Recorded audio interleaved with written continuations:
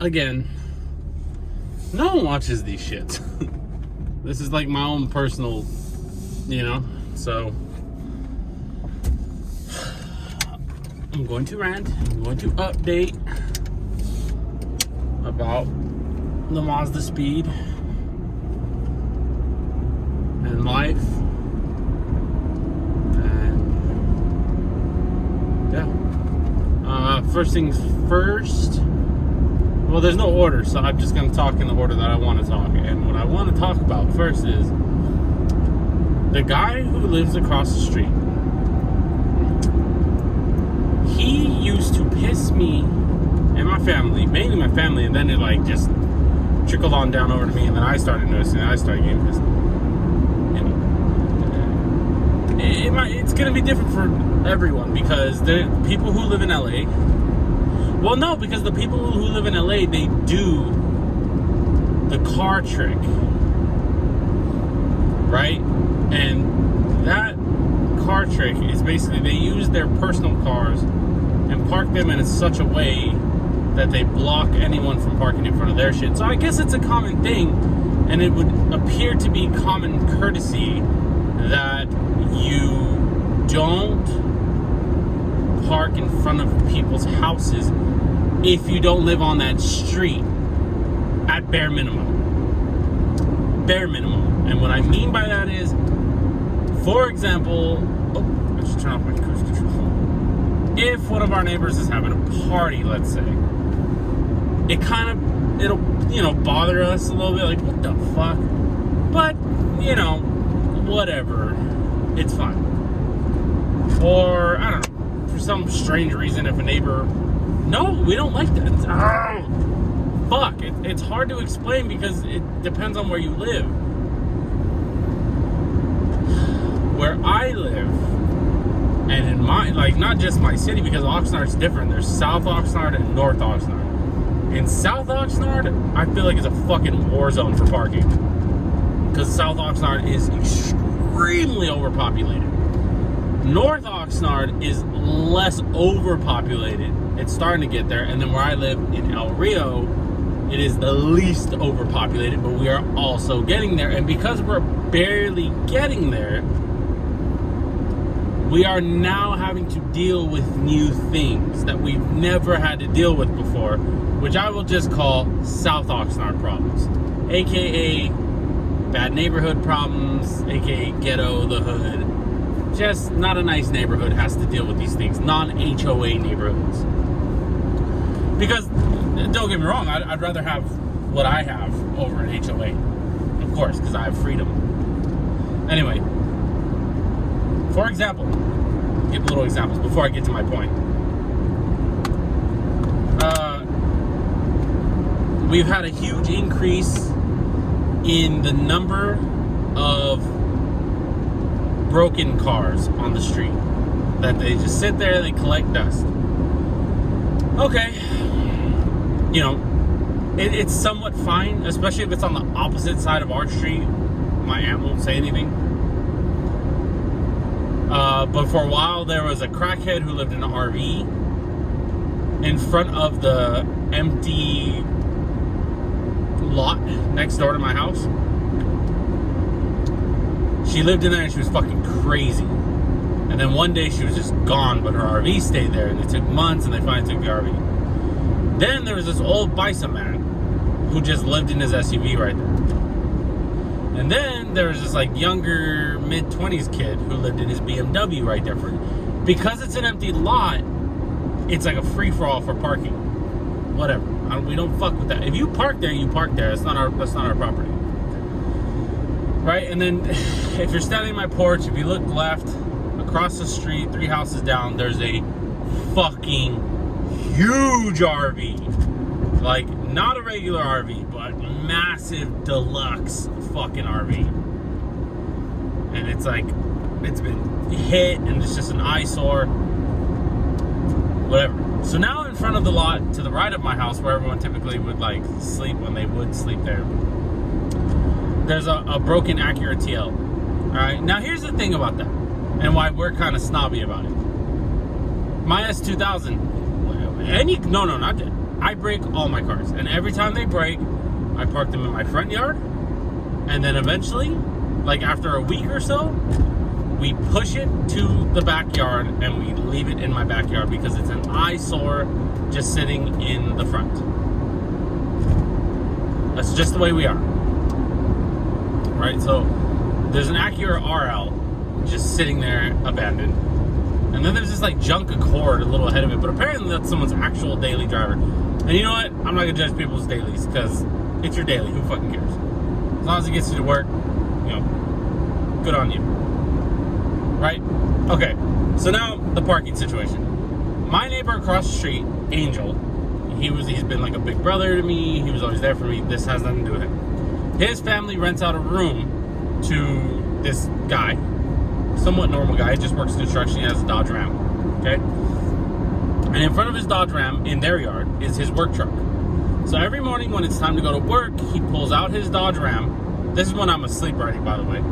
He pulls out his Dodge, or this is what he was doing for a little bit. He would pull out his Dodge Ram, and it's so fucking bizarre because there's empty spaces in front of his neighbor's house and in front of his other neighbor's house. Both neighbors have empty spaces, but I feel like they've told him something, and his landlord, Angel's dad, I guarantee you he told him not to park in front of their house, because the problem is with that side of the street, and this is why we have to give people some leeway, is on our block, the mailboxes are on one side of the street, and that's their side of the street.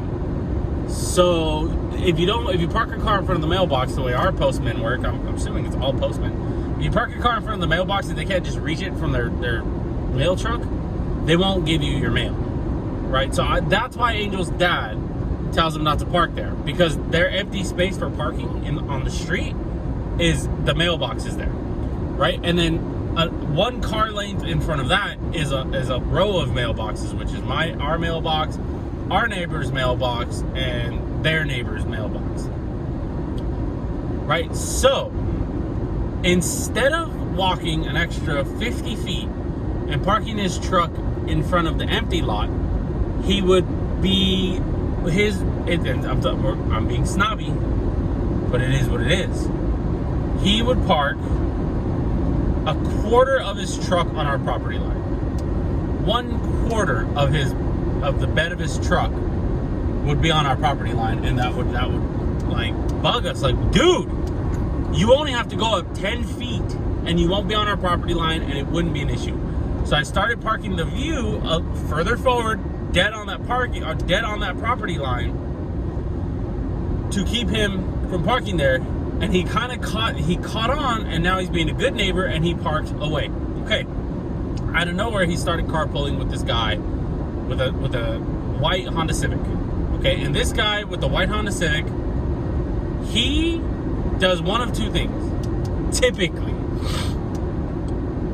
he will park in that empty slot that is in front of that lot, because and this is all because of that fucking RL, that abandoned RL wasn't there, and he still did what I'm about to say. I'd know it's like, oh, you're doing this on purpose, you're a douche. He backs all the way up to my car. Like, there's just enough room to walk by it, but it's like you have 1/2 a car space between you and that abandoned car, but you park 3 feet away. He parks probably 2 feet away from my SUV, the View, which gets used every day. Where's the logic, right? So that's what he's been doing, and it's fucking annoying. So then I started parking my cars, typically the S2000, but now the S2000's gone, so now it's the Mazda. I'd park the Mazda and the View in front of my house, which forces him to park over there, but he still gets close to my car. Okay. I actually hit his car once. I was angry at him for being there, and I was gonna just get close, and then I bumped it, and I was like, oops, whatever. But the problem is, my Mazda has really nice paint, and bird shit has acid, right? So on our side of the street the other side of the street has the mailboxes, our side of the street has the telephone poles or the power lines. where if you park there, your car gets shitted on. What I find extremely bizarre is his car does not get shitted on. I don't know if it's because it's white, but the view gets bombed, and the view is red. So I'm assuming it's because I'm red that the bird bombed my car, my truck, SUV, whatever, my vehicle, right? So I told my aunt, like, I was like, fuck, I'm so sick of getting shitted on. And she said, you know what, just park in the dirt. And I was like, cool, you know what, fuck it, I'll park in the dirt, right? Well, yesterday, he parked dead in front of our house. Dead in front. Right in front of our fucking house. Oh, I woke up at like 3 in the afternoon, and I like got up and I walked outside I always like, for some reason, I like do a quick sweep of the house to see if McCall's home, where the dogs are, whatever. And I seen that his car was in front of our yard, and I was like, what the fuck? Right? And right now, when I was walking out to the view, I seen that I still got pooped on. Even though I parked in the dirt, I still got pooped on. So right now when I get home, I'm gonna park the view in front of my yard. I'm gonna park it in such a way where there's not enough space to park behind me. Otherwise, you'll be in front of our driveway, and everyone knows you just can't do that. Man, it's so annoying. I don't want to park the Mazda out there. That's the thing. I do not want to park the Mazda out there because the Mazda is going to get pooped on. And honestly, this little parking battle is not worth my clear coat on the Mazda, because the clear coat on the Mazda is 90% perfect. There's one small spot on it where the paint faded. Like, and I'm talking like not even hand size, like palm. Not even palm. It's like 3 inches long, 1 inch tall. Maybe that. Okay, so yeah, the parking wars continue, and I mean, I'm petty. Like, I'm super petty, right? Like when I left to work, since I was parked on the dirt, I was gonna do like a little burnout with my wheels facing his car, but I didn't want to fucking do a burnout in the dirt. It's childish. So I every morning, if his car's there, or before I leave to work, I spit on his car. And honestly, I hope he says something. I hope he's like, hey man, like, did you do that? Like, yeah, I do. Don't park in front of my fucking house. You know, square up if you want. You know, I don't give a fuck. Like, we can throw down. You know, we can get it on if that's the case. Because I feel disrespected that you parked in front of my house. You feel disrespected that I spit on your car. So, you know, there's only one way to handle this shit. So, we'll see what's up when I get home. But I have to park the view up in the front. Like, on the street, I have to. I absolutely have to. So, yeah, that's that. Car update. I had a life breakthrough yesterday. A huge moment for me. Big sign of maturity that it's probably really small to most people, but to me it's huge because I've always been a fucking moron with my money. You know, in order to get my car, the Mazda, I got a personal loan, and I did the personal loan thing for 2 reasons. One, I was tired of the S2000, I wanted another car, and 2, I really need to build my credit, like rebuild my credit. So I have 3 credit cards, one for $500, another for $500, one for $1,500. The one with $1,500 on it, I already forgot what I used it for at first, but I used, my phone. I used like $1,200 of it on my phone, and then I got it down to like $500, and I used it for something, and right now it's at $900,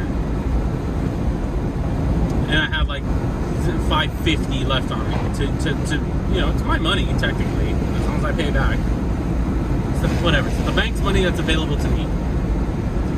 And I have another card completely paid off at $500, and then when I did an Affirm loan for my wheel and tire package for the Mazda, and I only got approved for $1,500, and the tires were $1,800, so I had to pay the difference. And so I put that on that card on total accident. I didn't mean to, but whatever. So I have one card that I owe like $350. Right? So I did the math, and I have like $1,200 of credit that I can use And the Mazda needs some things. Like, it doesn't desperately need, but I need to address these things eventually, you know, to make it drive properly, perfectly, I should say. Rear shocks are tired, so it needs rear shocks. I'm going to list off the needs first, and then the wants after. So, rear shocks, control arms front and back, the lower ones, the bushings are shot, and motor mounts. Those are the needs. The wants are lowering springs, brake fluid, which is slightly a need, actually, and pads. My pads are good, and I actually haven't faded the brakes yet, shockingly enough. But of course, I want my Hawk HP Pluses. And yeah, so I put all that into a cart. It pretty much equaled like $1,100, and I was just gonna, you know, use different cards for different purchases until I purchased everything. And I sat there for a minimum of an hour and a half, just staring at my eBay cart, doing the math, and just playing my bills back in my head over and over. Like, all right, if I do this, how do I pay stuff? Because I have to work my finances around my loan payment and my Affirm payment. Oh shit. 1, 2, 3, 4, 5, 6, 7, 8, 9, 10, 11, 12, 13, 14. Alright. You know, that's just a part of adulting, that you have to do shit like that. So I know I could have done it, but I'd be squeezing by. And if anything came up, I'd fuck myself. And I have this ticket that I need to pay that I've been kind of putting off, that I want to pay it. I do want to pay it.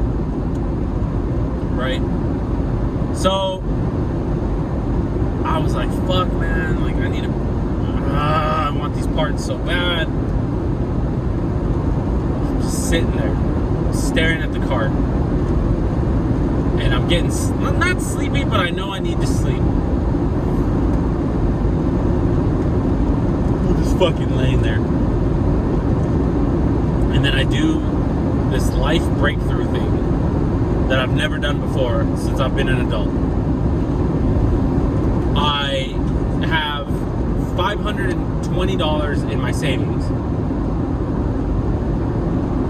My own actual money. And instead of fucking buying those parts, I went into one of my credit card apps and just dumped $400 into one of my credit cards. Like, here, and I had a $45 payment coming out, and I just paid $400. I was like, here, fuck it, take this. And it was into my big credit card where I owed $900, so I'm gonna be down $500, so I'm gonna be down to $500 out on it. That was so huge. That was fucking huge for me to do. Instead of being irresponsible, I did the responsible thing. And then I got to work, and I was just thinking, like, okay, necessities. I need the control arms, I need motor mounts, and I need motor mounts, control arms. And those are like my for sure needs. And there's the motor mount that means the most, or that does the most, is the rear mount. And there's an upgraded rear mount for $60. And I just told myself, you know what? Fuck it. I can spend this $60. I'll have $40 in my account. I get paid on Friday. And this check is going to be a little bigger than usual because of some PTO nonsense that happened on my last check. The only thing that I bought out of that long list of parts was the rear motor mount. And I paid with my debit, my card, my money, my debit card. So yeah, that's all I bought. What I'm gonna do is I just want to make my first payment on my shit, on my loan, so I can see what my finances look like at the end of the month. Because it's weird, because the way the loan, this always happens to me. Anytime I've ever gotten a loan, a cell phone, a fucking anything, it always lands on a bad day. It always lands on a bad day. So, because it lands on a bad day and not like, if it was to land at the right time, it would be like on my second check. And on my second check, the money deposits, they take the money. Thank you for your business. 5, 6, 7, 8, 9, 10. But this is at the end of the month, and at the end of the month, I don't have any bills, but I usually use that money for rent on the first. It's just weird. I just want it to be in the middle of the month, but fuck it. I need to practice being an adult. I really do. So I need to do my finances the right way to where I have at least, I need to have at least $400 in my account at the end of the month, because my loan is $197 and my Affirm, I think my Affirm is like $230. I need like $500 in that account. I want my Affirm to be pulled out of my credit card. So it hits the credit card, it doesn't affect my check, and I pay that. I pay the credit card in the middle of the month. So I need to set that up with Affirm, because I think I just have it to where I just pay it manually. And honestly, I don't trust that. I don't trust that. Even though I'm practicing being an adult, I don't trust myself with automatic payments. My cell phone is automatic. My HBO is automatic. My Disney is automatic. My everything is just like, just take it. Fucking take it, because no matter how much I practice being an adult, it's the right thing. It's the right move for me.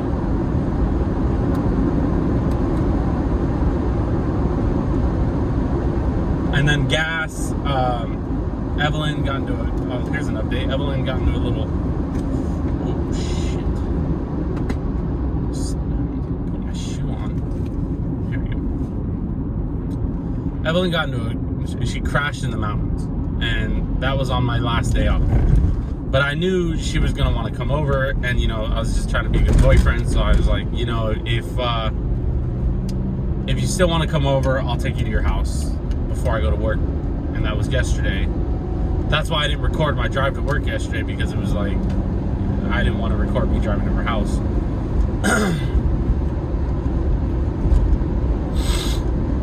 And she lives, so weird. She lives pretty much exactly the distance that I drive from here, from my house to work. About 26 miles away from my house. And then she lives pretty much the exact distance from my house to work, from her house to my work. So technically, I drove to work and back, quote unquote, without driving to work and back, according to Miles. So instead of driving to work and back 5 times on this tank, I'm going to drive to work and back 4 times on this tank. But I have 100 miles left worth of gas in the Mazda. So if for some, gas isn't an issue, but I don't want to have to get gas when I don't need gas. So I can drive the Mazda to work and back one more time if I don't want to get gas in this. I don't know. I'm just saying the gas is there if I need it in the Mazda. So yeah, there's that.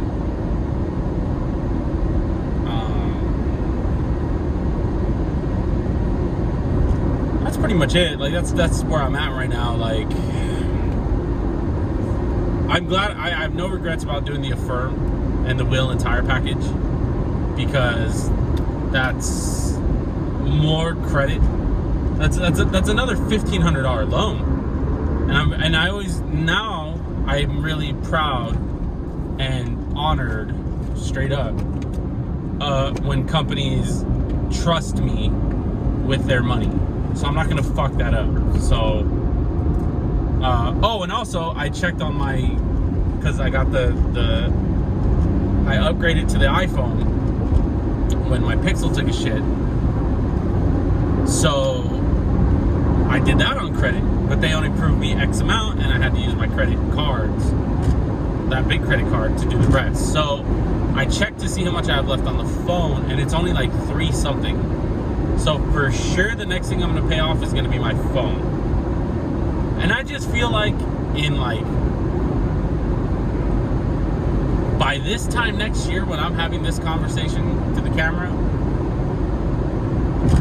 I will have finally paid off everything, because I want to pay off the car in like a year and a half, and I want to pay off a firm in 6 months, and my phone will be paid off prior to that, and my cards. So my goal is in 12 months to have all my cards at 0, my firm paid off, my cell phone for sure, that's gonna be paid off within a couple months, and my loan down to like $1,000, my personal loan, because I got a $6,000 personal loan. And once I pay all those off, it's gonna be fucking huge for my credit. I hope, I hope it will.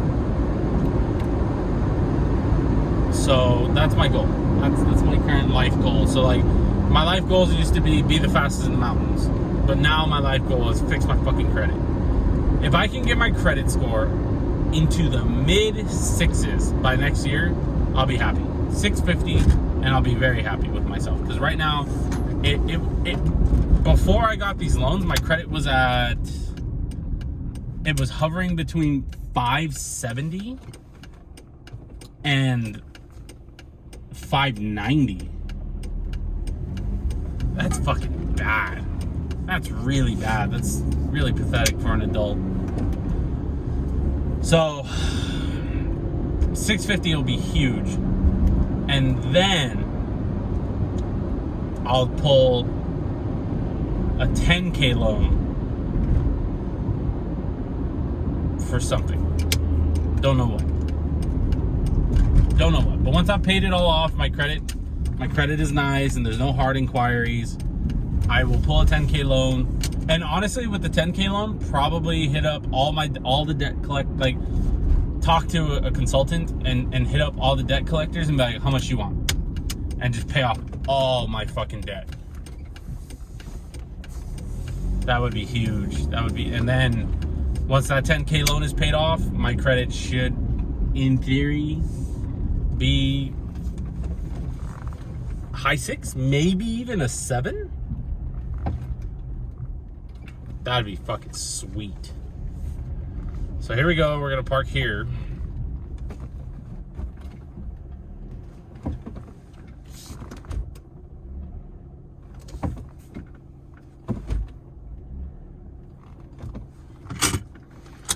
Hold on. Make sure that's enough space to keep them from parking behind me.